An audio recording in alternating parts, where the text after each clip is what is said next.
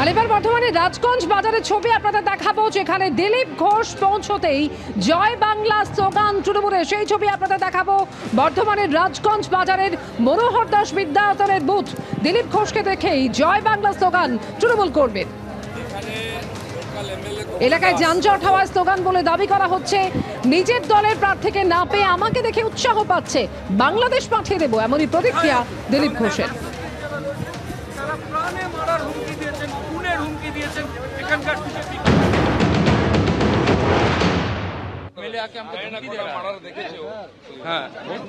বর্ধমানে মর্ডার করার হিম্মত এরপরে কারো হবে না, সেই জন্য আমি এলাম দেখা করতে। প্রভাবিত করছে আমাদের কর্মীরা দাঁড়িয়ে আছেন, তাদের সেট করছে নাকি মার্ডার করে দেবে। খোকন দাসের এত দম আছে।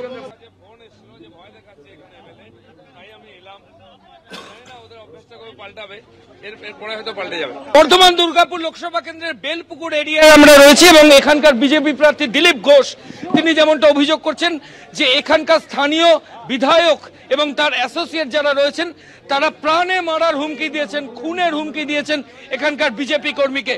এবং তারপরই ওই যে আক্রান্ত কর্মী ছিলেন সেই কর্মীর সঙ্গে কথা বলেন দিলীপ ঘোষ এবং এই মুহূর্তে যারা পুলিশ এবং নির্বাচন কমিশনকে কিন্তু গোটা বিষয়টা তিনি জানিয়েছেন। একজন বিজেপি কর্মী তিনি অভিযোগ করছেন তাকে প্রাণে মারার হুমকি। আমি কয়েকজনের সাথে কথা বললো মারবো একে কেন বিধায়ক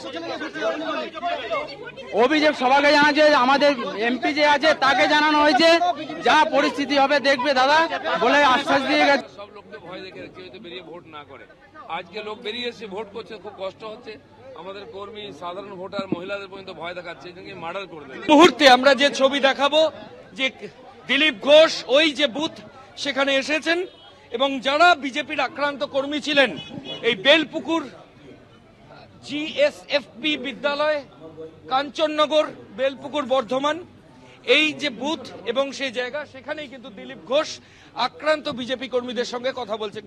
দিলীপ দাদা লোকাল তৃণমূল হঠাৎ জয় বাংলা স্লোগান দিচ্ছে। দিলীপ দা বলছে যানজট হলে আমরা জয় বাংলা স্লোগান দিই, সারা বাকি জীবনটা বাংলাদেশেই যেতে হবে। হ্যাঁ, আপনাকে দেখে আচমকা জয় বাংলা স্লোগান কি বলবেন? আমি তো এটাকে ভালো মনে করি, কারণ ওদের কোনো নেতা আসে না। আমাদের লোকেরা জয় শ্রীরাম বলে, কেউ জয় হিন্দ বলে, আমাকে দেখলে উৎসাহ পায়, ওরা জয় বাংলা বলে। এটা খুব পজিটিভ। কে বললো